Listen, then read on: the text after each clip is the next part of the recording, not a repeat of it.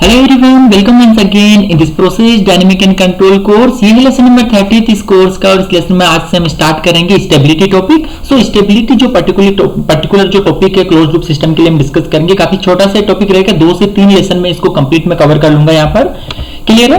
तो देखिए हम स्टार्ट करते हैं स्टेबिलिटी टॉपिक। यहाँ पर मैंने लिखा हुआ है, देखिए क्लोज लूप सिस्टम मींस हम जो स्टेबिलिटी की बात करेंगे हम वो लीनियर क्लोज लूप सिस्टम के लिए बात करेंगे। नाउ स्टेबिलिटी का देखिए मीनिंग में ऑलरेडी आपको थोड़ा सा इसका आइडिया मैंने दिया है जब मैंने different type of input responses discuss किए थे। Ramp input, pulse input, impulse, then sinusoidal, ये सब जब मैंने इनपुट फंक्शंस जब डिस्कस किए थे तब मैंने बोला था, मैंने स्टेबिलिटी फाइनल वैल्यू थ्योरम की हेल्प से स्टेबिलिटी हमने चेक की थी। फाइनल वैल्यू थ्योरम की हेल्प से t टेंड्स टू इन्फिनिटी पे मैंने बताया था कि हमारा सिस्टम कब स्टेबल होता है कब अनस्टेबल होता है, ये चीज मैंने आपको बताई थी। मींस अगर किसी बाउंडेड इनपुट के लिए हमें बाउंडेड आउटपुट मिले देन उस सिस्टम को हम बोलेंगे स्टेबल सिस्टम। लेकिन अगर किसी बाउंडेड सिस्टम के लिए अगर अनबाउंडेड इनपुट में आउटपुट मिल रहा है, अनबाउंडेड का मतलब क्या हुआ, लाइक आपको इन्फिनिटी मिल गया आउटपुट में, ओके 1/0 इन्फिनिटी आपको मिल गया, तो उस केस में आप बोलोगे आपने लाइक स्टेप इनपुट प्रोवाइड किया है और आपको आउटपुट में इन्फिनिटी मिल रहा है, मींस अनबाउंडेड हुआ, बाउंडेड आपने इनपुट प्रोवाइड किया और अनबाउंडेड आपको आउटपुट मिल रहा है, तो आप बोलोगे कि आपका सिस्टम अनस्टेबल है। तो यहाँ पर देखिए हम बात कर रहे हैं concept of stability for a linear system from steady state operational condition if a system is disturbed by a finite bounded disturbance and the resulting response is also finite और bounded, the system is said to be stable. Simple सा meaning हो गया यहाँ पर ये। Now अगर किसी another condition में, मतलब मैंने यहाँ पर लिखा हुआ in some circumstances if the resulting response is unbounded then the system is said to be unstable. Means हमने बाउंडेड इनपुट प्रोवाइड किया और हमें रिजल्ट अनबाउंडेड मिला, तो उस पर्टिकुलर केस को हम बोलेंगे अनस्टेबल प्रोसेस। नाउ इसका एग्जांपल मैं आपको दे सकता हूं अनस्टेबल प्रोसेस के लिए। रैंप इनपुट जो है, अगर हम सिस्टम में रैंप इनपुट देते हैं तो रैंप इनपुट के लिए हमें आउटपुट जो मिलता है बेसिकली वो अनबाउंडेड मिलता है, बिकॉज 1/s² टाइम हमें मिलता है। तो हम जब फाइनल वैल्यू थ्योरम अप्लाई करते हैं तो हमें यहाँ पर 1/0 तो वो इन्फिनिटी अल्टीमेटली मिलता है, ये ऑलरेडी मैंने डिस्कस किया है। क्लियर है? तो मैं यहाँ पर लिख सकता हूं कि स्टेबल सिस्टम का मीनिंग क्या हुआ, स्टेबल सिस्टम का मीनिंग यहाँ पर हुआ a bounded input produce a bounded output. तो ये तो बात होगी यहाँ पर स्टेबिलिटी और अनस्टेबिलिटी की बात। ना हम इसको अभी कंटिन्यू करते हैं इस टॉपिक को। देखिए अब हम नेक्स्ट जो टर्म डिस्कस करेंगे वो करेंगे zeros and poles of a transfer function. Means हमें क्लोज लूप ट्रांसफर फंक्शन लिखना आता है, अब उसमें 2 डिफरेंट टर्म हम यहाँ पर डिफाइन कर रहे हैं, जीरोस एंड पोल्स। इस सिंपल मैथमेटिक्स टर्म यहाँ पर है, लाइक मैंने यहाँ पर ट्रांसफर फंक्शन लिखा है GS equal to YS upon XS. तो इस ट्रांसफर फंक्शन में देखिए मेरा जीरो क्या होगा, जीरो का मतलब ये होता है जब डिनोमिनेटर में कुछ ऐसा मैं s का वैल्यू पुट करूं जहां से डिनोमिनेटर जीरो बन जाए, डिनोमिनेटर मतलब अल्टीमेटली ट्रांसफर फंक्शन मेरा जीरो बन जाए, तो उस पर्टिकुलर s की वैल्यू को मैं बोलूंगा जीरो उस इक्वेशन के लिए। So the root of polynomial ys are called zero for a system और zeros of a transfer function. Clear है? मतलब ys जो मेरा देखिए यहाँ पर आउटपुट अपॉन इनपुट है, तो आउटपुट के लिए कुछ इक्वेशन यहाँ पर होगी, इनपुट के लिए कुछ इक्वेशन यहाँ पर मिलेगी हमें। तो इन दोनों को जब हम डिवाइड करते हैं तो हमें ट्रांसफर फंक्शन मिलता है। लेकिन यहाँ पर न्यूमरेटर में s की ऐसी वैल्यू जिससे ys हमारा जीरो बने, ys जीरो बनेगा तो अल्टीमेटली हमारा जो ट्रांसफर फंक्शन है वो जीरो बन जाएगा। तो उस s की उस पर्टिकुलर वैल्यू को हम बोलेंगे जीरो फॉर ट्रांसफर फंक्शन। मैं यहाँ पर लिख सकता हूँ, मतलब कि अगर न्यूमरेटर को हम जीरो पुट कर दे तो वहां से हम उस इक्वेशन को सोल्व कर लेंगे, तो जो s की जो वैल्यू हमें मिलेगी, s के जो रूट मिलेंगे उसे हम बोलेंगे जीरोस। क्लियर है? नाउ सेकंड देखिए यहाँ पर पोल्स का मीनिंग क्या हुआ, जब डिनोमिनेटर एक्सेस जो है, अगर डिनोमिनेटर में जो पॉलिनोमियल यहाँ पर एक्सेस है, ये भी देखिए पॉलिनोमियल है, ये भी पॉलिनोमियल है, तो यहाँ पर डिनोमिनेटर में जो एक्सेस है जब ये जीरो हो जाए पर्टिकुलर किसी s की वैल्यू के लिए जिससे ट्रांसफर फंक्शन मेरा इन्फिनिटी हो जाए, 1/0 तो इन्फिनिटी होगा ना, 1/0 इन्फिनिटी 1/0। तो जब डिनोमिनेटर मेरा जीरो हो जाए तो उस पर्टिकुलर s की वैल्यू को हम बोलते हैं पोल्स, उस ट्रांसफर फंक्शन के लिए वो पोल्स हो जाएगा। The root of polynomial excess are called the poles of a system and transfer function if denominator is equal to zero. Denominator को हम जीरो पुट कर दे तो वहां से हम पोल्स कैलकुलेट कर सकते हैं उस पर्टिकुलर इक्वेशन के लिए। न्यूमरेटर जीरो हो रहा है मतलब कि वो हमें जीरो मिलेंगे वहां से, और डिनोमिनेटर जीरो हो रहा है मींस s की जो वैल्यू मिल रही है वो पर्टिकुलरली हमारे पोल्स होंगे उस सिस्टम के। तो ये हो गया यहाँ पर जीरोस एंड पोल्स। ना वो एक पर्टिकुलर एग्जांपल ले लेते हैं हम जिससे देखते हैं इसको। क्या मतलब है इसका? देखिए पहला एग्जांपल मैंने लिया GS equal to K upon S plus A, तो ये मेरा ट्रांसफर फंक्शन हो गया Y S upon X S. तो यहां पर अगर मुझे जीरो कैलकुलेट करना है अगर जीरो कैलकुलेट करना है मुझे, तो जीरो तो यहाँ पर प्रेजेंट नहीं है, बिकॉज न्यूमरेटर में देखिए कांस्टेंट वैल्यू है, एस प्रेजेंट नहीं है, तो एस की वैल्यू कोई भी ऐसी वैल्यू पुट नहीं कर सकते जिससे कि हमें डिनोमिनेटर जीरो मिल जाए, तो एस यहाँ पर प्रेजेंट नहीं है। ओके, इस इक्वेशन के लिए जीरो नहीं है। नो, पोल्स हम चेक करते हैं, पोल्स के लिए क्या करते हैं, डिनोमिनेटर को जीरो पुट कर देते हैं, तो S plus A is equal to zero, denominator में ये करते हैं X of S equal to zero, तो डिनोमिनेटर में हमने पुट कर दिया equal to zero, S plus A equal to zero, यहां से मुझे मिल गया S equal to minus A, means ये S equal to minus A यहां पर इस इक्वेशन के लिए पोल्स है, पोल है इस इक्वेशन का पर्टिकुलर, एक से ज्यादा होते तो पोल्स हो जाते हैं। नो, अब सेकंड देखिए, सेकंड एग्जांपल एक और ले रहे हैं हम यहाँ पर, सेकंड एग्जांपल मैंने लिया जिसमें एटलीस्ट न्यूमरेटर में भी ऐसा कुछ पॉलिनोमियल गिवन हो जिससे मैं जीरो भी डिफाइन करूं, तो मैंने कुछ एग्जांपल ले लिया S plus one upon S minus one upon S plus three, तो ये मेरा ट्रांसफर फंक्शन हो गया Y S upon X S. तो अब मुझे यहाँ पर जीरो कमेंट करना है, तो जीरो कमेंट करने के लिए मैं क्या करूंगा, न्यूमरेटर को वाई ऑफ एस को जीरो पुट कर दूंगा, तो यहाँ से मुझे मिल जाएगा S plus one equal to zero, so S equal to minus one हो गया यहाँ पर इसका जीरो। देन उसके अलावा अभी पोल्स में कैलकुलेट करना, तो पोल्स के लिए हम डिनोमिनेटर को जीरो पुट करते हैं, डिनोमिनेटर को जीरो पुट करेंगे तो देखिए हमारे पास में दो पोल्स हमें मिलने वाले हैं, S equal to one and S equal to minus three, तो ये दोनों यहाँ पर इसके दो पर्टिकुलर इसके पोल है और एक जीरो है, वन जीरो एंड टू पोल, ये वन जीरो हो गया एंड टू पोल्स हो गए। नाउ नेक्स्ट देखिए, यहां पर मैं नोट लिख सकता हूं कि at the pole of the system the transfer function become, जहां पर हम पोल्स कैलकुलेट कर रहे हैं at poles the transfer function G S is equal to infinity, clear है ये चीज। एंड अगर जीरो की बात करूं मैं, सेकंड नोट यहां पर मैं लिख सकता हूं कि at zero the transfer function G S is equal to zero, because numerator को जब हम न्यूमरेटर में कुछ ऐसी वैल्यू पुट करें जिससे न्यूमरेटर पोर्शन जीरो हो जाए तो अल्टीमेटली ट्रांसफर फंक्शन भी जीरो होगा, उसे हम जीरो बोलते हैं। पोल्स जहां पर डिनोमिनेटर इक्वल टू जीरो हो वहां से एस की वैल्यू जो हमें मिलती है उसे हम बोलते हैं पोल्स, तो अल्टीमेटली मतलब कि जो डिनोमिनेटर पार्ट हुआ वो जीरो हुआ, तो वन कुछ भी value constant divide by denominator में जीरो हम लिखेंगे तो हमें अल्टीमेटली इंफिनिटी मिलेगा ट्रांसफर फंक्शन। तो ये सिंपल सी बातें होगी यहाँ पर पोल्स एंड जीरो की।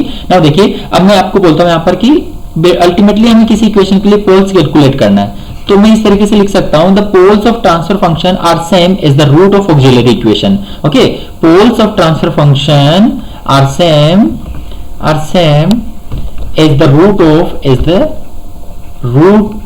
the root of the auxiliary equation। अब यहाँ पर auxiliary equation क्या देखिए, is the root of auxiliary equation in the case of differential equation। मैंने कोई भी एक सेकंड ऑर्डर डिफरेंशियल इक्वेशन यहाँ पर कंसीडर कर लिया, D square Y upon D X square plus D Y upon D X plus Y is equal to X.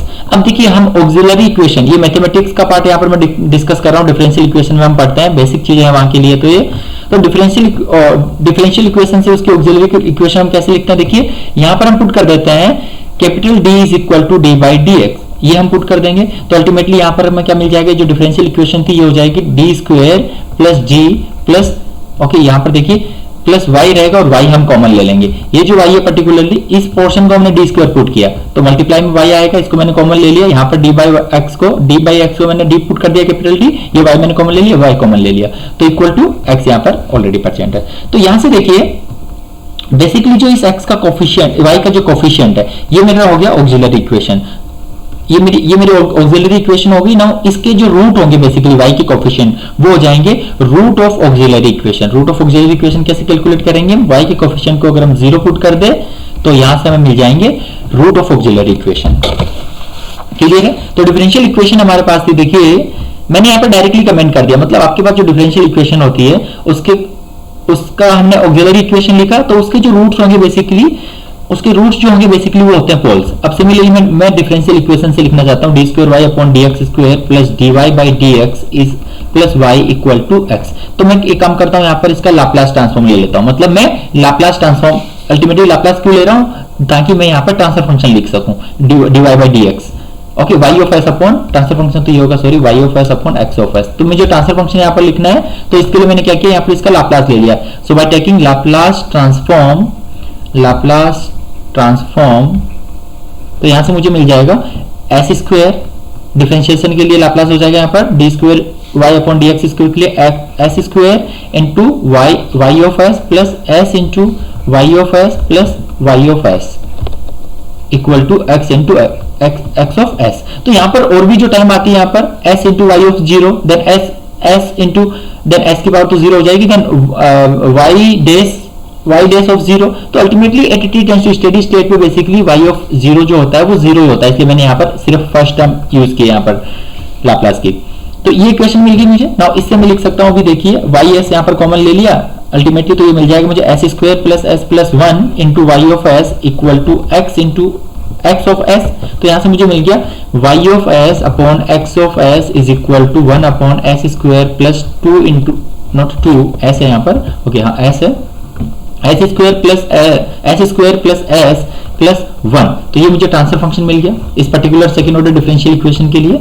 तो इस ट्रांसफर देखिए ऑलरेडी हमने लिखा था कि ऑक्सिलरी जो मेरा इक्वेशन है, ऑक्सिलरी इक्वेशन हमने लिखा ऊपर में कि जो y का कोफिशिएंट था D square plus D plus one into Y equal to X, यहाँ पर हमने ऑक्सिलरी इक्वेशन के रूट बोले, root of auxiliary equation is equal to D square plus D plus one equal to zero. यहाँ से D का Y के coefficient को हम जीरो पुट कर देंगे तो वहां से डी की जो वैल्यू मिलेगी वो होंगे यहाँ पर ऑक्सिलरी इक्वेशन के रूट्स। सिमिलरली हम एक काम कर सकते हैं, हमारे पास जो भी डिफरेंशियल इक्वेशन गिवन है तो उसका ट्रांसफर फंक्शन लिख सकते हैं, और otherwise directly transfer function given है तो वहां से हम कैलकुलेट कर सकते हैं उसके पोल्स। तो पोल्स कैलकुलेट क्या करने के लिए हम क्या करते हैं, जो हमारा ट्रांसफर फंक्शन है उसका डिनोमिनेटर की जो रूट हम कैलकुलेट करते हैं वो रूट बेसिकली होते हैं इक्वेशन के पोल्स, ट्रांसफर फंक्शन के पोल्स।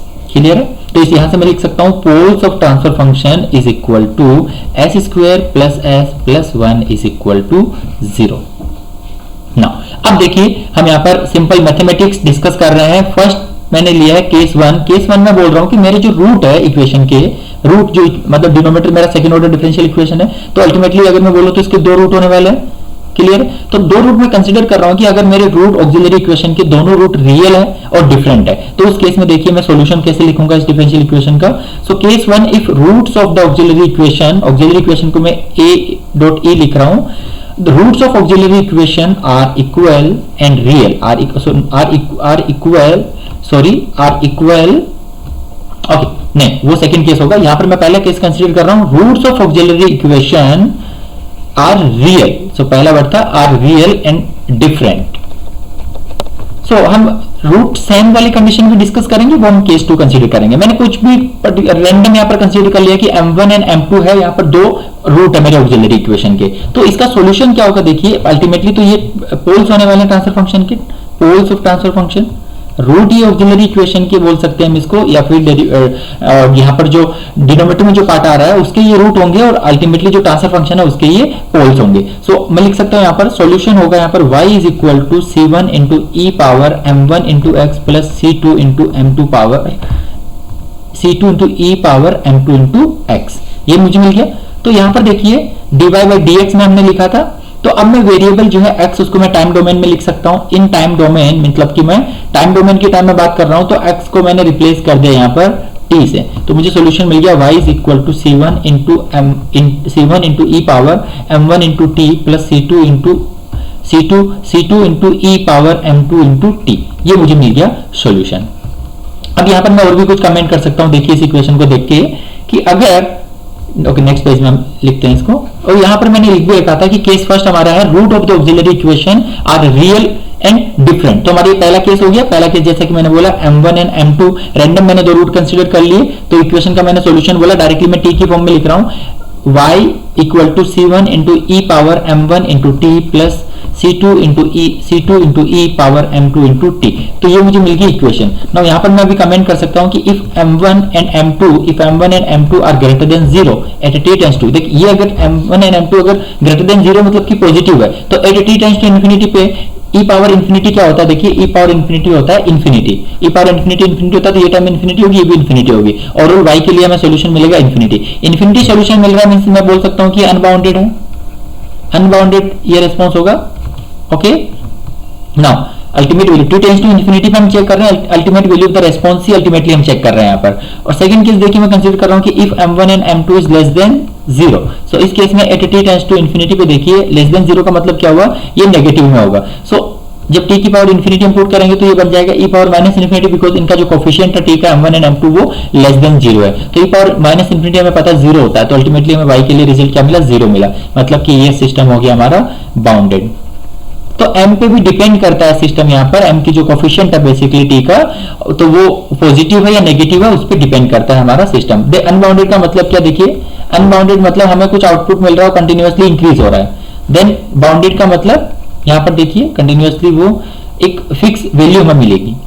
बाउंडेड मतलब जिसको हम डिफाइन कर सकते हैं वैल्यू को। अनबाउंडेड का मतलब है t टेंड्स टू इंफिनिटी पे हमें y की जो वैल्यू है वो इंफिनिटी हमें मिल रही है, तो वो अनबाउंडेड वैल्यू हुआ। नाउ सेकंड केस देखिए यहाँ पर अभी केस 2। सो केस 2 में लिख सकता हूं, पहला केस हो गया यहाँ पर root of the auxiliary equation are real and different. Second case हम कंसीडर कर रहे हैं कि roots of auxiliary equation are real and equal. Real and equal अगर रूट है तो उस केस में देखिए क्या होगा, रैंडम जो m1 एंड m2 रूट माना था उसको अब हम कोई m रूट कंसीडर कर रहे हैं कि common equal m1 equal to m2 है जिसको हमने m कंसीडर कर लिया। तो इक्वेशन का सॉल्यूशन हो जाएगा y is equal to c1 into x plus c2 into E power m into x. तो t की फॉर्म में लिख सकते हैं इसको, y is equal to c1 into T plus c2 power c1 into T plus c2 into E power m into T. तो ये equation मुझे सॉल्यूशन मिल गया इस इक्वेशन के लिए। यहां भी अभी हम कंपेयर कर सकते हैं, देखिए कि m की वैल्यू पे डिपेंड कैसे करेगी है। हमें यहां से मिला y इज इक्वल टू, जब रूट हमारे रियल है एंड इक्वल है तो हमें ये इक्वेशन मिल रही है सॉल्यूशन इस इक्वेशन की। तो यहां से देखिए मैं लिख सकता हूं कि if m is greater than 0, अगर m ग्रेटर देन 0 होगा तो t टेंड्स टू इंफिनिटी पे हमें वैल्यू क्या मिलने वाला है, at t tends to infinity, ये m ग्रेटर देन 0 तो e पावर इंफिनिटी, यहाँ पर अल्टीमेटली हमें y की वैल्यू जो है वो इंफिनिटी मिलने वाली है। Second case m tends to 0 पे देखिए at t tends to infinity पे हमें e पावर 0 मिलेगा, तो e पावर 0 पे अल्टीमेटली ये हो गया y टेंड्स टू 0। तो ये हो गया यहाँ पर अनबाउंडेड और ये यहाँ पर सेकंड केस हो गया बाउंडेड। सिमिलरली आप देखोगे कि m टेंड्स टू 0 आप पुट करोगे तो e पावर 0 1 हो जाएगा, यहाँ पर ये 0 तो c2 यहाँ पर देखिए हमें क्या मिलेगा, m इक्वल टू 0 पे m इक्वल टू 0 ये होगा, तो at t tends to infinity पे अल्टीमेटली वापस हमें इंफिनिटी मिलेगा यहाँ पर e पावर m, ये e पावर 0 हो गया। देन ये जो t प्रेजेंट है यहाँ पर, तो t tends to infinity apply करेंगे तो यहाँ पर again y tends to infinity हमें मिलने वाला है, तो ये अगेन अनबाउंडेड हो गया। इस तरीके से आप कमेंट कर सकते हैं सिस्टम पे कि हमारा सिस्टम कैसा होगा रूट्स पर डिपेंडेंट। तो केस 3 देखिए, यहाँ पर केस 3 मैं कंसीडर कर रहा हूँ, इंपॉर्टेंट केस है यहाँ पर देखिए case 3, the roots of auxiliary equation are imaginary. अगर हमारे रूट जो है वो इमेजनरी हो तो हम लिखेंगे m1 is equal to alpha plus iota into beta और second m2 is equal to alpha minus of iota into beta. मतलब मैं ये बोल सकता हूँ कि जो रूट्स होंगे वो कॉम्प्लेक्स कॉन्जुगेट रूट्स होंगे, कॉम्प्लेक्स कॉन्जुगेट पोल्स, रूट हम जिसे बोल रहे हैं ट्रांसफर फंक्शन के लिए वो पोल्स हो जाएगा। इसका सॉल्यूशन देखिए क्या होगा, y is equal to E power alpha into T into c1 into cos beta T plus c2 into sine beta T. ये हो गया, ये सॉल्यूशन हो गया इस इक्वेशन का। अल्टीमेटली इसको हम और भी यहाँ पर सोल्व करके लिख सकते हैं ट्रिग्नोमेट्री का यूज करके, ये हो जाएगा sine of beta T plus 5 where 5 is the phase shift. इस तरीके से हम लिख सकते हैं, मतलब साइन वेव हमें आउटपुट में मिलेगा। तो देखिए t की डिफरेंट अल्फा की वैल्यू अगर ग्रेटर देन 0 रही और t टेंड्स टू इंफिनिटी लगाया तो हमारा जो रेस्पॉन्स है वो इंफिनिटी आपको मिलेगा। अल्फा इज लेस देन 0 होगा, t टेंड्स टू इंफिनिटी आपने अप्लाई किया तो y टेंड्स टू 0 आपको मिलेगा। अल्फा इज इक्वल टू 0 होगा तो t टेंड्स टू इंफिनिटी पे आपको y के लिए कुछ वैल्यू मिलेगी r into sine beta t plus 5। Clear है? तो देखिए यहाँ पर हम कुछ कमेंट नहीं कर सकते कि ये स्टेबल होगा या अनस्टेबल होगा, लेकिन देखिए यहाँ पर अनबाउंडेड आएगा, यहाँ पर बाउंडेड आएगा, तो ये भी डिपेंड करेगा कि अल्फा की वैल्यू क्या है। अल्टीमेटली यहाँ पर हम बोल सकते, देखिए जो ये मैं अनबाउंडेड बोल रहा हूँ इस केस में क्या होगा, कंटिन्यूअसली, बिकॉज यहाँ पर जो आउटपुट है वो साइन वेव हमें मिलने वाला है। इस केस में यहाँ पर मैं ड्रॉ कर रहा हूँ साइन वेव मिलने वाला है हमें, तो आउटपुट कुछ इस तरीके से होगा। अगर हमारा अनडिफाइंड सिस्टम हुआ तो इसका जो एम्पलीट्यूड है वो कंटिन्यूअसली इंक्रीज होते जाएगा। ये तो हुआ अनस्टेबल केस जब अनबाउंडेड मिल रहा है। अगर स्टेबल केस हुआ तो देखिए कुछ इस तरीके से हमारा इनपुट होगा, कुछ इस तरीके से रैंडमली मैं ऐसे बोल रहा हूँ कि यहाँ से स्टार्ट हुआ और अल्टीमेटली इसका मैग्नीट्यूड डिक्रीज होते जाएगा और ये अल्टीमेटली स्टेडी स्टेट कंडीशन को अचीव कर लेगा। तो ये होगी सिंपल यहाँ पर बातें रिगार्डिंग स्टेबिलिटी सिस्टम से रिगार्डिंग। यहाँ पर हमने जो इक्वेशन के पोल्स है वो कैसे कैलकुलेट करेंगे वो यहाँ पर बात कर लिए। डिफरेंट पोल्स हो सकते हैं वो भी हमने डिस्कस कर लिया। नाउ अब कंक्लूजन पार्ट, जो स्टेबिलिटी की हम बात कर रहे हैं स्टेबिलिटी की जो हम बात कर रहे हैं यहाँ पर कि हमारा सिस्टम कब स्टेबल होगा कब अनस्टेबल होगा ना। अब यहाँ पर ग्राफिकली कैसे रिप्रेजेंट करेंगे उस सिस्टम को, यहाँ पर देखिए तो हम लिख सकते, पहला हमने पॉइंट हमारे पास लिखा है if all the poles of a transfer function are negative. मतलब मैं जो पोल्स कैलकुलेट करता हूँ, पोल्स बेसिकली क्या होता है, ऑक्सिलरी इक्वेशन के रूट या फिर डिनोमिनेटर में जो हमारा x ऑफ s गिवन होता है उसको इक्वल टू 0 पुट करता है तो s की जो वैल्यू मिलती है हमें वहां पर वो हमें पोल्स मिलता है। If all the poles of a transfer function are negative और they have negative real part, okay या तो डायरेक्टली वो नेगेटिव है या फिर अगर वो इमेजिनरी से मतलब कि कॉम्प्लेक्स कंजुगेट रूट है उस केस में उनका जो रियल पार्ट है अगर वो भी नेगेटिव है, then the system is said to be stable. मतलब कि रियल पार्ट ऑलवेज स्टेबल होना चाहिए सिस्टम का कॉम्प्लेक्स कंजुगेट रूट के केस में, और नॉर्मली अगर रियल नंबर है तो वो नेगेटिव होना चाहिए। अगर आपका जो पोल्स है अगर वो नेगेटिव है देन उस केस में हम बोलेंगे कि हमारा सिस्टम स्टेबल है, otherwise in all the cases the system is unstable. Clear है ना। कुछ स्पेशल कंडीशन होगी जब यहां पर भी प्रेजेंट होंगे इमेजिनरी एक्सिस पे भी रूट, तब उसे हम वर्ज ऑन अनस्टेबिलिटी बोलते हैं, उसकी हम बात करेंगे आगे। तो देखिए मतलब पोल्स किसी ट्रांसफर फंक्शन के पोल्स नेगेटिव होने का मतलब क्या हुआ, वो इस जोन में प्रेजेंट होंगे, इस जोन में। ये हमारा इमेजिनरी एक्सिस है, देखिए यहाँ पर इमेजिनरी एक्सिस मैंने लिखा है और एक्स एक्सिस जो होता है वो रियल एक्सिस होता है। तो इस जोन में जो पोल्स एग्जिस्ट करेंगे उससे हम बोलेंगे कि हमारा सिस्टम जो है वो स्टेबल होगा। अगर एक भी रूट अनस्टेबल प्रेजेंट है, एक भी पोल्स अगर अनस्टेबल प्रेजेंट है तो हम उसको बोलेंगे, अनस्टेबल रीजन में प्रेजेंट है तो उस सिस्टम को हम बोलेंगे कि हमारा सिस्टम अनस्टेबल है। नाउ सेकंड पॉइंट देखिए, if all the poles, second point यहां पर है, if all the poles of transfer function lie on the left side of the imaginary axis the system is said to be stable. ये point already हमने first point में cover कर लिया। Now second, third point देखिए, when the poles lie on the imaginary axis the system is marginally stable. The system is marginally stable means अगर imaginary axis पे हमारा root present हो system का जो पोल्स जो है ट्रांसफर फंक्शन का, तो उस केस में हम बोलेंगे the system is marginally stable और on the verge of instability. Okay मतलब बोल सकते हैं बिल्कुल कगार पे होता है अनस्टेबिलिटी की। मतलब उसके बाद में तो देख सकते हो कि हम अगर कोई पॉइंट यहां पर है तो बस उसके बाद तो इस इधर का जोन है वो अनस्टेबिलिटी वाला जोन हुआ, इसलिए इसे हम बोल रहे हैं वर्ज ऑफ अनस्टेबिलिटी, मतलब बिल्कुल कगार पर है वो अनस्टेबिलिटी के। नाउ तो ये हो गया थर्ड पॉइंट। नाउ नेक्स्ट देखिए, इस मतलब इस तरीके से हम देख सकते हैं यहाँ पर ये वाई एक्सिस है मेरा जिसको मैं इमेजिनरी एक्सिस बोल सकता हूँ, ये मेरा एक्स एक्सिस है जिसे मैं रियल एक्सिस बोल सकता हूँ। तो ये मेरा अनस्टेबल जोन है, अनस्टेबल रीजन ये है, ये लेफ्ट साइड में रीजन है मेरा स्टेबल रीजन। तो यहां पर मैं बोल रहा हूं कि कोई रूट जो थर्ड पॉइंट है उसका मतलब है कि अगर कोई पॉइंट है वो इमेजिनरी एक्सिस पे प्रेजेंट है, लाइक यहां पर दो पॉइंट प्रेजेंट है, तो उस केस में बेसिकली उस केस को हम बोलेंगे कि मार्जिनली स्टेबल है on the verge of instability. इस साइड में अगर कंप्लीटली रूट होता तो हम उसे बोलते कि सिस्टम कंप्लीटली स्टेबल है, इस साइड अगर एक भी रूट होता तो हम सिस्टम को बोलते कि सिस्टम अनस्टेबल है। अब इमेजिनरी एक्सिस पे भी स्पेशल कंडीशन होती है कि दो सेम रूट अगर प्रेजेंट है यहाँ पर, लाइक एस इक्वल, लाइक मैं रियल पार्ट बोल रहा हूं यहाँ पर, इमेजिनरी पार्ट बोल रहा हूं सिस्टम का एस इक्वल टू 2 है, 2 यहाँ पर ये भी 2 मतलब दो बार एस इक्वल टू 2,2 है हमारे पास में, है ना। तो उस केस में इमेजिनरी एक्सिस की बात कर रहा हूं, ये मतलब 2j देन 2j यहाँ पर है, तो उस केस में अगर दो सेम रूट प्रेजेंट है इमेजिनरी एक्सिस पे तो हमारा सिस्टम अनस्टेबल होता है, वो हम आगे डिस्कस करेंगे नेक्स्ट पॉइंट में। देखिए नेक्स्ट पॉइंट नंबर 4 देखिए, if a single pole lies on the origin the system will remain stable. अगर एक सिंगल पोल प्रेजेंट है इमेजिनरी एक्सिस पे तो उस केस में हम बोलते हैं कि सिस्टम हमारा स्टेबल है। But if multiple poles lies at the origin then it become the unstable. अगर मल्टीपल पोल्स का मतलब ऐसा नहीं है कि दो डिफरेंट पोल्स प्रेजेंट है तो हमारा सिस्टम अनस्टेबल होगा, मतलब कि लाइक s इक्वल टू 2,2 ये दोनों s इक्वल टू 2j, तो इस केस में दो सेम रूट प्रेजेंट हुए इमेजिनरी एक्सिस पे तो हमारा सिस्टम मल्टीपल पोल्स हो गए तो उस केस में हमारा सिस्टम अनस्टेबल होगा। देन उसके बाद में लिखा because of the generation of T time. इसका मीनिंग देखिए मतलब जनरेशन ऑफ टी टाइम कैसे होता है। Okay generation of T time देखिए, रैंप फंक्शन की जब हम बात करते हैं तो हमारा इनपुट हमारा होता है x of s equal to t, और इसका जब लाप्लास ट्रांसफॉर्म हम लिखते हैं x ऑफ t है, ये x ऑफ s जब लिखते हैं तो ये आ जाता है 1/s², मतलब डिनोमिनेटर में s² है। जब डिनोमिनेटर में s² है तभी तो चांसेस आएगा कि s के दो रूट होंगे जो इमेजिनरी एक्सिस पे प्रेजेंट होंगे, दो सेम रूट।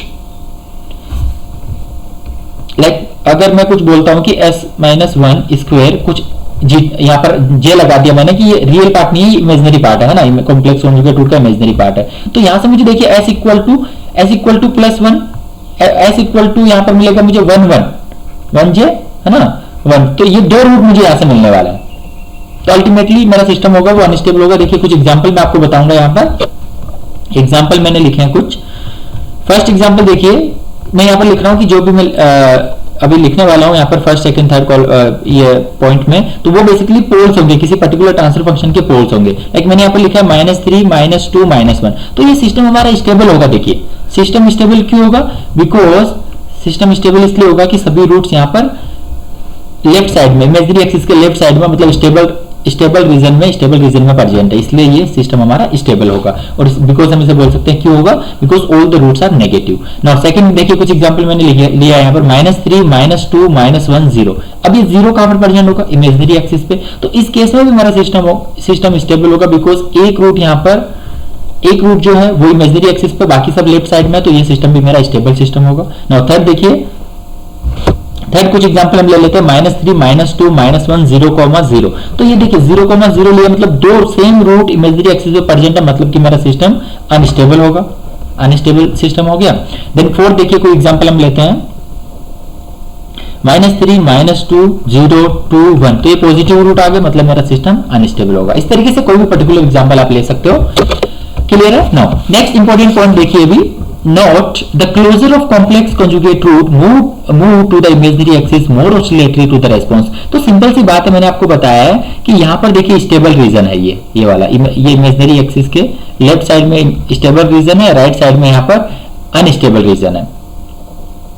क्लियर है, अनस्टेबल रीजन यहाँ पर प्रेजेंट है। तो अल्टीमेटली इस स्टेबल रीजन से अगर हम इमेजिनरी एक्सिस की तरफ मूव करें तो अल्टीमेटली तो हम लोग बेसिकली जो हमारा सिस्टम, हमारा प्रोसेस बेसिकली वो अनस्टेबिलिटी की तरफ मूव करता है। बिकॉज अगर हम एग्जैक्टली इमेजिनरी एक्सिस पे आ जाते हैं तो हम बोलते हैं कि हमारा system on the verge of instability, मतलब जस्ट उस पॉइंट के आगे में अगर कुछ भी चेंजेस होता है प्रोसेस में तो उस केस में हमारा सिस्टम अनस्टेबल हो सकता है, इसलिए हम उसको बोलते हैं on the verge of instability. तो इसी तरीके से हम बोल रहे हैं कि देखिए 2 रूट यहाँ पर हमारे प्रेजेंट है और 2 रूट यहाँ पर प्रेजेंट है, तो इन दोनों रूट में ये जो रूट्स है बेसिकली, ये जो जिस सिस्टम के ये रूट्स होंगे वो बेसिकली लेस अनस्टेबल होगा, लेस स्टेबल होगा, इसकी स्टेबिलिटी है बेसिकली वो ज्यादा रहेगी। जैसे जैसे इमेजिनरी एक्सिस पे जाएंगे, हमारी इमेजिनरी एक्सिस के हम पास जाने वाले हैं, उस केस में हमारा जो स्टेबिलिटी है वो डिक्रीज होने वाली है। नाउ कुछ एग्जांपल हम ले लेते हैं। देखिए कुछ रैंडम मेरे पास में, देखिए ये सिस्टम है, यहाँ पर एक रूट प्रेजेंट है, तो इसके लिए मैं बोलूंगा कि जो आउटपुट है मेरा बेसिकली देखिए स्टेबल आउटपुट मिलने वाला है, stable with monotonic response, continuously ये सिस्टम देखिए इंक्रीज करेगा यहाँ पर कुछ मोनोटोनिकली। देन सेकंड देखिए यहाँ पर मैं लिख देता हूँ, स्टेबल सिस्टम जो है बेसिकली स्टेबल होगा, stable with monotonic response.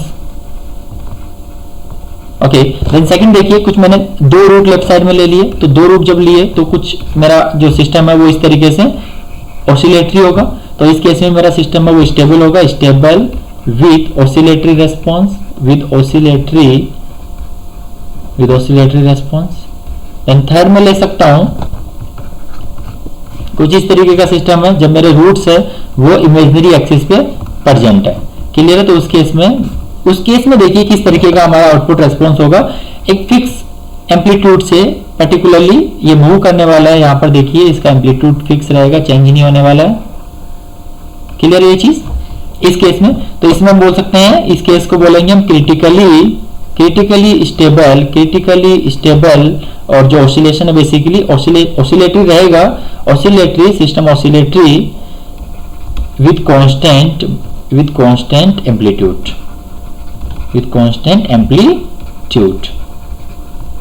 Clear है। नाउ एक यहां पर और पॉइंट हम देखते हैं। देखिए अगर रूट्स हमारे यहां पर राइट साइड में, राइट प्लेन में एग्जिस्ट करते हैं, इमेजिनरी एक्सिस के राइट प्लेन में एग्जिस्ट करते हैं, तो कंटिन्यूअसली देखिए आउटपुट रेस्पॉन्स कुछ इस तरीके से होगा।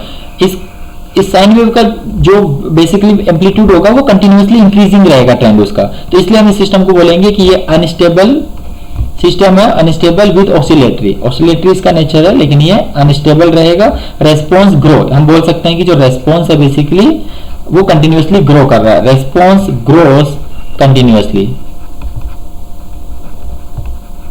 तो यहां पर इसका मतलब ये भी तो हम बोल सकते हैं, देखिए जब हम रैंप इनपुट की बात करते हैं तो हम लिखते हैं इनपुट को y x of s equal to 1/s square, या फिर हम x of t लिखे तो ये हो जाता है हमारा t, है ना। तो अल्टीमेटली देखिए जैसे जैसे टी की वैल्यू इंक्रीज होती है वैसे वैसे एक्स ऑफ टी की वैल्यू इंक्रीज होती है। सिमिलरली यहाँ पर अगर एक्स ऑफ एस की टर्म में लिखते हैं तो हम 1/s² लिखते हैं। तो इसका जो रेस्पॉन्स है बेसिकली वो कंटिन्यूअसली ग्रो करता है। इस इक्वेशन से हम देख सकते हैं ना। हम एक और पोर्शन यहाँ पर लिखते हैं, देखिए राइट हैंड प्लेन में कोई एक सिंगल रूट है तो उस केस में हम बोलेंगे कुछ इस तरीके से सिस्टम अनस्टेबल होगा, मोनोटोनिकली कंटिन्यूअसली उसका जो एम्पलीट्यूड है वो इंक्रीज होते रहेगा। Unstable with monotonic response. तो इस तरीके से हम डिफरेंट एग्जांपल देख सकते हैं कि किस तरीके से बिहेव करते हैं स्टेबिलिटी के लिए। नाउ अब नेक्स्ट हम टॉपिक डिस्कस कर रहे हैं कंसेप्ट ऑफ स्टेबिलिटी। काफी इंपॉर्टेंट ये टॉपिक रहेगा। तो कंसेप्ट ऑफ स्टेबिलिटी की अगर हम बात करें तो थोड़ा सा हमने ऑलरेडी डिस्कस किया था प्रोपोर्शनल कंट्रोलर के लिए कि जो केसी होता है प्रोपोर्शनल गेन, अगर उस केसी की वैल्यू को हम इंक्रीज करते हैं तो सिस्टम की जो स्टेबिलिटी वो इंक्रीज होती है, सिस्टम की स्टेबिलिटी इंक्रीज होती है। लेकिन हम केसी की वैल्यू को एक पर्टिकुलर वैल्यू तक हम इंक्रीज कर सकते हैं, एक पर्टिकुलर मैग्नीट्यूड, तो उसके बाद इंक्रीज करते हैं तो अल्टीमेटली क्या होता है, ऑसिलेशन इतना ज्यादा इंक्रीज हो जाता है और कंटिन्यूअसली ग्रो करता है, उसका जो एम्पलीट्यूड है वो कंटिन्यूअसली इंक्रीज होता है। इस KC increases the system response become more oscillatory. Beyond a certain value of Kc, the successive amplitudes of the response grow rather than the decay. This type of response is called the unstable. Clear है? एक particular value को अगर हम cross कर जाए Kc की तो उसके बाद में जो हमारा ऑसिलेशन होगा बेसिकली वो कंटिन्यूअसली इंक्रीज होगा, उसका जो एम्पलीट्यूड है कंटिन्यूअसली ग्रो करेगा। डिके होने का मतलब डिक्रीज नहीं होगा। ओके, यहां पर देखिए, यहां पर एक कर्व मैं ड्रॉ कर देता हूं। ओके, तो ये मेरा स्टेडी स्टेट कंडीशन है इनिशियली, तो उसके बाद फाइनली मैं बोल रहा हूं कि मेरा यहां पर स्टेडी स्टेट कंडीशन है 1 पर। तो कोई एक कर्व देखिए यहां पर इस तरीके से है, ये मैंने लिख दिया कि Kc इक्वल टू पर्टिकुलर किसी 9 वैल्यू के लिए। ओके, एक वैल्यू यहां पर मैं और लिखता हूं, एक कर्व में यहां पर और ड्रॉ कर रहा हूं पहले Kc इससे कम वैल्यू के लिए, तो कुछ इस तरीके से मेरा कर्व मुझे मिलेगा Kc is equal to 3। Then Kc की वैल्यू इंक्रीज करी मैंने, तो अल्टीमेटली देखिए मेरा जो ऑफसेट है वो डिक्रीज हो जाएगा Kc की वैल्यू इंक्रीज करने पर, बिकॉज हमें पता है देखिए अगर प्रोपोर्शनल कंट्रोलर की अगर हम बात करते हैं तो ऑफसेट क्या हो जाता है 1/1 प्लस Kc इंटू Kp कि ऑफसेट डिक्रीज होता है। ऑफसेट डिक्रीज होने का मतलब स्टेबिलिटी जो यहाँ पर इसका स्टेडी स्टेट वैल्यू है उसके क्लोज ही चला जाता है, लेकिन इसमें ऑसिलेशन आ जाता है। देखिए Kc की वैल्यू इंक्रीज करिए तो सिस्टम हो, ये जो पहले वाला मैंने ड्रॉ किया था Kc इक्वल टू 9 के लिए, बेसिकली ये मेरा क्लोज रहेगा यहाँ पर स्टेडी स्टेट वैल्यू की, मतलब ऑफसेट कम रहेगा इसमें। देन अगेन में हम इंक्रीज कर देते हैं, यहाँ पर Kc की वैल्यू 9 है, देन उसके बाद में हम 12 के लिए बनाते हैं। देखिए लेकिन उसके बाद होगा क्या, कंटिन्यूअसली ये जो एम्पलीट्यूड, ये जो ऑसिलेशन बेसिकली इतना इंक्रीज हो जाएगा कि उसका मैग्नीट्यूड ऐसे इस तरीके से फास्टली इंक्रीज होने लगेगा। लाइक मैं ये ड्रॉ किया है Kc इक्वल टू 12 के लिए। तो यही चीज है कि Kc की वैल्यू को हम एक पर्टिकुलर रैंडम वैल्यू तक ही हम इंक्रीज कर सकते हैं। अगर उसके बाद हम इंक्रीज करते हैं तो उस केस में सिस्टम हमारा अनस्टेबल होता है, अनस्टेबिलिटी सिस्टम में आ जाती है। नाउ नेक्स्ट देखिए, ये ऑलरेडी ये पॉइंट हम डिस्कस कर चुके हैं पहले, है ना, जब कंट्रोलर में डिस्कस किया था लास्ट कुछ वीडियोस में हमने ये डिस्कस किया था ये टॉपिक। नाउ अब नेक्स्ट पॉइंट देखिए, फर्स्ट पॉइंट मैंने यहां पर लिखा है कंसेप्ट ऑफ स्टेबिलिटी में, कंसेप्ट ऑफ स्टेबिलिटी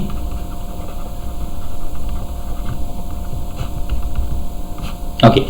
तो यहां पर देखिए पहला point, if there are any of the root of transfer function in the right half of the complex plane, the response Ct will certain a time that grows exponentially in time and system is unstable. हम जो बोलते हैं कि system अगर imaginary axis Y axis है, हमारा imaginary axis means unstable region ये वाला होता है, इसके लेफ्ट साइड में इमेजिनरी एक्सिस के अगर कोई रूट प्रेजेंट होता है तो हम बोलते हैं कि सिस्टम हमारा अनस्टेबल होता है। सिस्टम अनस्टेबल क्यों होता है, बिकॉज वहां पर एक टी टाइम हमें मिलती है। हम उस सिस्टम की कंट्रोलर के लिए आउटपुट जब लिखेंगे सी ऑफ टी कंट्रोलर आउटपुट, तो ये डायरेक्टली प्रोपोर्शनल ना होके लेकिन प्रोपोर्शनल रहेगा टाइम के, मतलब टी टाइम वहां पे प्रेजेंट रहेगी। जैसे जैसे टी की वैल्यू इंक्रीज होगी वैसे वैसे कंट्रोलर आउटपुट इंक्रीज होता है, इसलिए मैंने यहाँ पर लिखा है the response Ct will contain a time that grows exponentially in time at the system is unstable. इस तरीके से बिहेव करता है, इसलिए हम रैंप फंक्शन के केस में इसलिए होता है कि उसके लिए हम लिखते हैं x of s equal to 1/s², x of t equal to लिखते हैं x of t equal to t लिखते हैं, और इसका अगर लाप्लास लिखूं मैं x of s equal to ये हो जाता है 1/s²। तो ये जो टाइम t है बेसिकली कंटिन्यूअसली ग्रो करेगा, मतलब इसमें t की कोई भी वैल्यू रखेंगे तो कंट्रोलर आउटपुट की वैल्यू हमारी इंक्रीज होती रहती है। यहां तक क्लियर है ये चीज ना। सेकंड पॉइंट देखिए, नेक्स्ट मैंने लिखा है इफ देयर आर वन और more root of the characteristic equation at the origin, मतलब सिंगल रूट अगर ओरिजिन पे प्रेजेंट है तो उस केस में तो हम बोलेंगे कि हमारा सिस्टम जो है बेसिकली वो स्टेबल है। if there is an s power m in the denominator of the equation, the response is again unbounded। अगर s power m हुआ तो एक से ज्यादा सेम रूट प्रेजेंट है ओरिजिन पे, तो उस केस में बोलेंगे कि हमारा सिस्टम अनस्टेबल है। इसका भी सेम रीजन है जब s पावर m रहेगा, बिकॉज हमें पता, देखिए अगर ट्रांसफर फंक्शन में 1/s स्क्वायर आ रहा है, तो जब हम उसका इनवर्स लाप्लास लेंगे तो इनवर्स लाप्लास लेने पे बेसिकली t हमें मिलता है। तो अल्टीमेटली जो controller output c of t आएगा उसमें देखिए t टाइम आ रहा है, मतलब कंटिन्यूअसली ग्रो करेगा, मतलब कंट्रोलर आउटपुट का वैल्यू, तो इसलिए वो सिस्टम हमारा अनबाउंडेड होगा। किस लिमिट तक करेगा, t टेंड्स टू इंफिनिटी आप करोगे तो कंट्रोलर का आउटपुट इंफिनिटी हमें मिलेगा, इसलिए हम इसको बोलते हैं अनस्टेबल प्रोसेस। सो देखिए अगर m इक्वल टू 1 होता तो s की पावर 1 हुई, तो s की पावर 1 के लिए बेसिकली 1/s आएगा। अगर इसका इन्वर्ट आप लोगे, मतलब इन्वर्स ट्रांसफॉर्म लेते हो तो ये 1 आ जाता है, 1/s स्क्वायर के लिए लेते हो तो वो t आ जाता है। यही डिफरेंस है, मतलब s पावर m अगर हुआ ग्रेटर देन यहाँ पे मैंने लिखा ग्रेटर देन 2 और इक्वल टू 2 भी हुआ, ग्रेटर देन 2 और इक्वल टू 2 भी हुआ, तो उस केस में भी हमारा सिस्टम बेसिकली अनस्टेबल होगा, बिकॉज एक से ज्यादा वैल्यू यहाँ पर, एक से ज्यादा रूट बेसिकली ओरिजिन पर प्रेजेंट करते हैं, same root. Now third point देखिए, if there is a pair of conjugate roots of the characteristic equation, if there is a pair of conjugate roots of characteristic equation on the imaginary axis, the contribution to the overall step response is pure sinusoid which is bounded। Okay, हमारे पास दो complex conjugate roots अगर present है, दो complex conjugate roots का मतलब हुआ, देखिए हम यहाँ पर लिख रहे हैं, कुछ भी लिख रहे हैं random 2 plus iota into J, not it 2 plus 3j में लिख रहा हूं एंड 2 माइनस 3j लिख रहा हूं। तो रियल एक्सिस की, रियल पॉइंट की मैं बात नहीं करूंगा अभी, ओके रियल पहले नेगेटिव बनाना पड़ेगा, तो रियल कुछ -2 यहां पर प्रेजेंट होगा, ओके और रियल पार्ट हम बोल रहे हैं कि 0 है इसका, बेसिकली रियल पार्ट 0 कर देते हैं, है ना, रियल पार्ट 0 कर दिया हमने। तो अब देखिए यहाँ पर ये जो कॉम्प्लेक्स रूट्स है, यहाँ पर 3 यहाँ पर होगा 3j एंड -3 यहाँ पर होगा, मतलब ये कॉम्प्लेक्स हो चुके दो अलग अलग पॉइंट है जो ओरिजिन पे प्रेजेंट है, क्लियर है।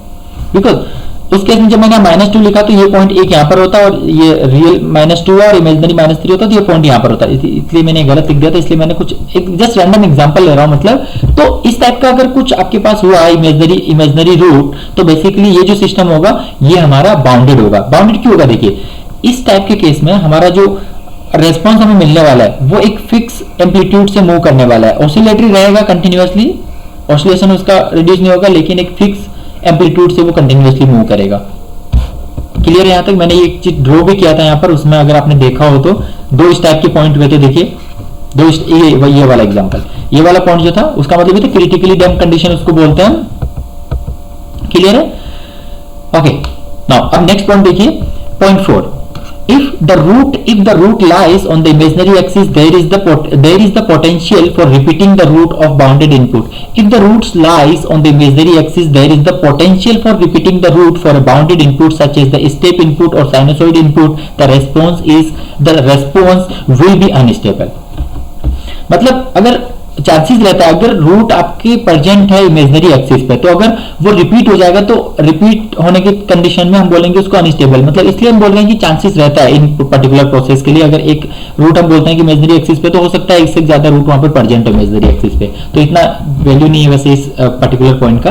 अब नेक्स्ट देखिए, definition of stability for linear system, definition of stability for linear system। तो अभी तक हम बस बेसिक बात कर रहे हैं बार बार कि हम रूट जो है बेसिकली अगर इमेजिनरी एक्सिस पे प्रेजेंट हो तो वो on verge of instability condition पे होता है, लेफ्ट साइड में हो तो स्टेबल सिस्टम होता है, राइट साइड में हो तो अनस्टेबल होता है। यही 3 टर्म हम डिस्कस कर रहे हैं अल्टीमेटली हर पॉइंट में। लेकिन अब देखिए आगे हम डिस्कस करते हैं कि किस तरीके से हम कैलकुलेट करते हैं कंडीशन, कैरेक्टरिस्टिक इक्वेशन का क्या रोल होता है। A linear control system is unstable if any root of its characteristic equation are on और to the right of the imaginary axis, otherwise the system is stable. तो हम देखिए उसी condition के लिए डिस्कस करना चाहेंगे जहां पर कि सिस्टम का चांसेस है अनस्टेबिलिटी, तब हम यूज करेंगे stability condition. A linear control system is unstable if any root of its characteristic equation are on or to the right of the imaginary axis, otherwise the system is stable। the root of characteristic equation are same as the poles of the transfer function। ये बात already मैं आपको बोल चुका हूं। now अब characteristic equation जो time में यूज कर रहा हूं, देखिए उसका क्या मतलब है? कैरेक्टरिस्टिक इक्वेशन हम लिखते हैं 1 प्लस कैरेक्टरिस्टिक इक्वेशन होती है 1 plus G open loop equal to 0। मतलब हम किसी किसी क्लोज लूप सिस्टम के लिए ट्रांसफर फंक्शन लिखते हैं, क्लोज लूप ट्रांसफर फंक्शन। तो वहां पर हम लिखते हैं, देखिए y of s upon x of s equal to pi forward, और पाई फॉरवर्ड को हम मेजरिंग एलिमेंट से मल्टीप्लाई कर दे मेजरिंग एलिमेंट के ट्रांसफर फंक्शन से, तो नीचे में लिख दे उसको 1 प्लस जिसे हम जी ओपन लूप बोलते हैं। तो ये हो गया मेरा अल्टीमेटली ट्रांसफर फंक्शन। तो इस ट्रांसफर फंक्शन का देखिए अल्टीमेटली डिनोमिनेटर को तो जीरो कर रहे हैं, तो डिनोमिनेटर को जीरो करने पे ही तो हमें बेसिकली क्या मिलता है? पोल्स मिलते हैं इक्वेशन के। तो इसको हम कैरेक्टरिस्टिक इक्वेशन एक नया नाम दे रहे हैं। तो इस कैरेक्टरिस्टिक इक्वेशन के जो रूट होंगे वही तो बेसिकली ट्रांसफर फंक्शन के पोल्स होंगे। वही लाइन मैंने यहाँ पर लिखी है, the root of characteristic equation are same as the poles of the transfer function. ना अब एक एग्जांपल यहाँ पर लेते हैं, देखिए। तो बेसिकली जी ओपन लूप यहाँ पर क्या हो गया? Open loop transfer function, open loop transfer function.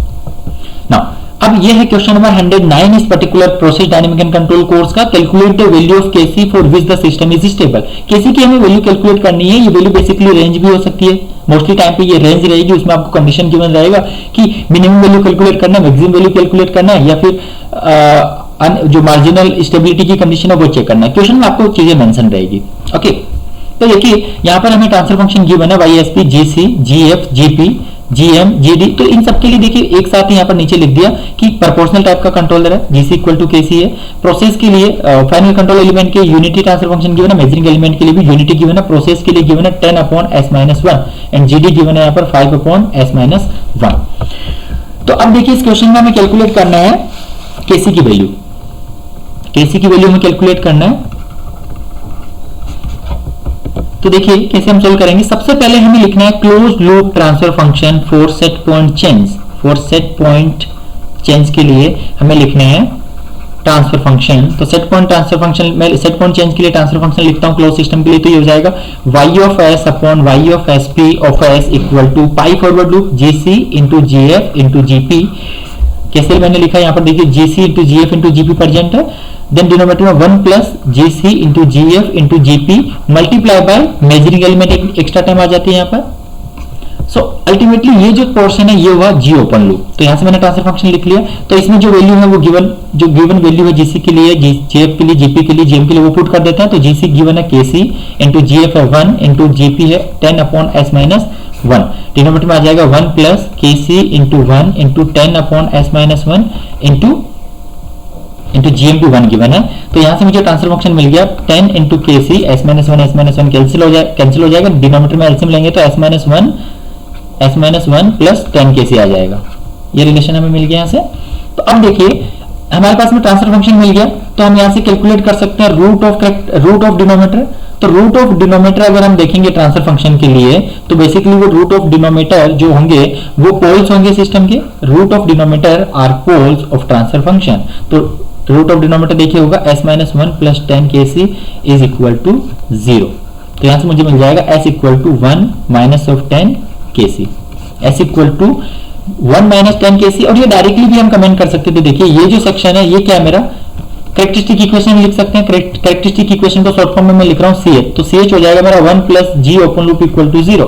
तो 1 प्लस जी ओपन लूप हो जाता है मेरा GC GF GP GM equal to 0। तो यहाँ से मैं डायरेक्टली लिख सकता था, वो अल्टीमेटली यही आएगा। डिनोमिनेटर जो पार्ट है वो तो हमें सोल्व करना ही पड़ेगा। तो ये हो जाएगा KC into 1 into 10 by s-1 into 1 equal to 0। तो यहाँ से भी हम सोल्व करेंगे तो s इक्वल टू हमें यही मिलेगा, s equal to 1 minus 10 into KC.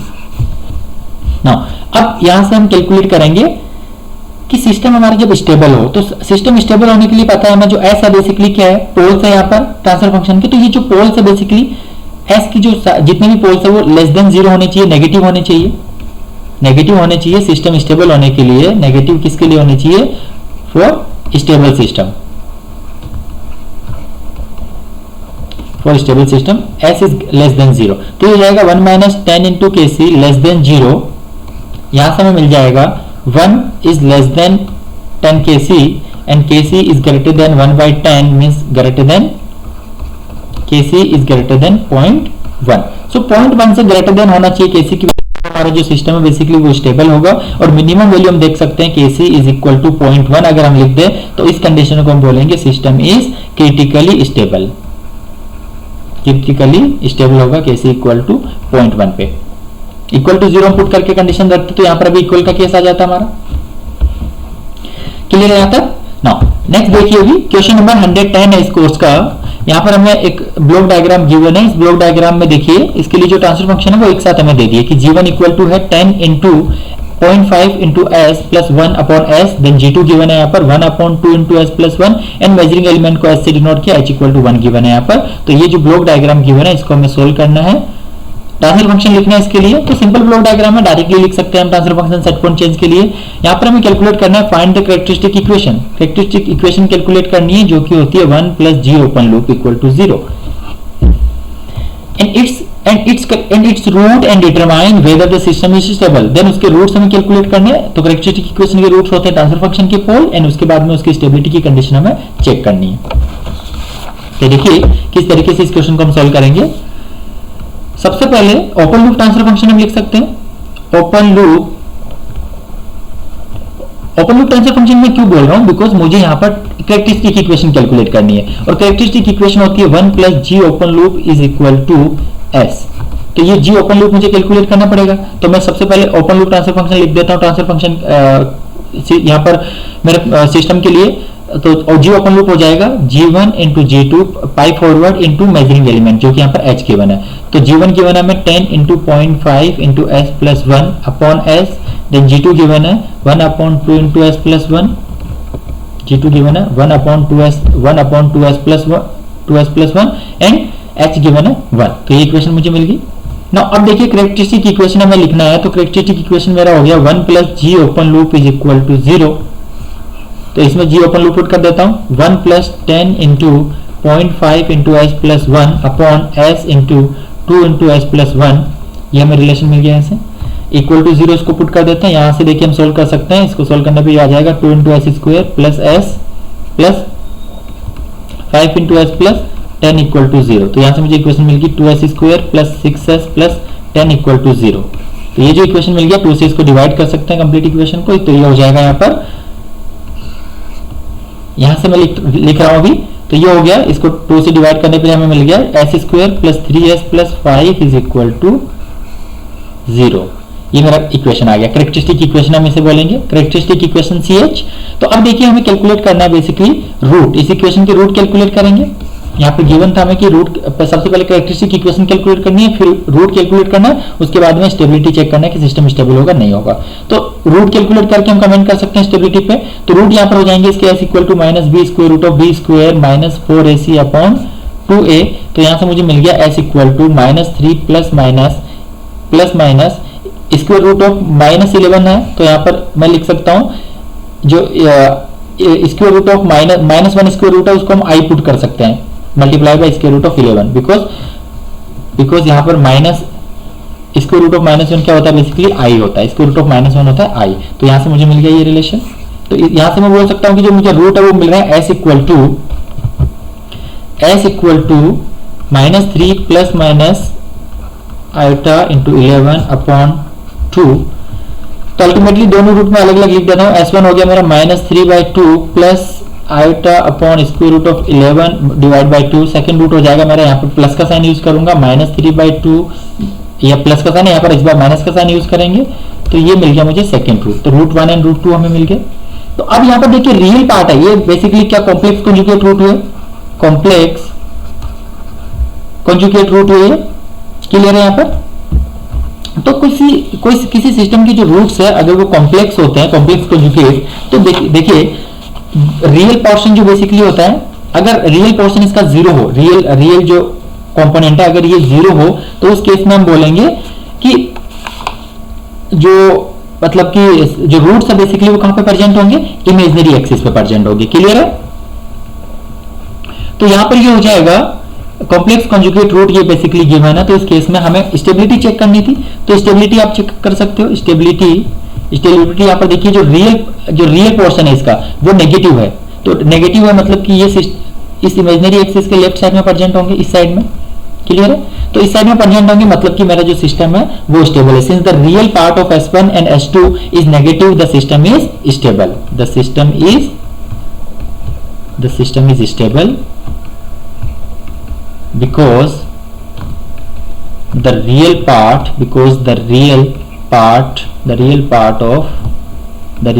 of roots are negative। Clear है यहाँ तक?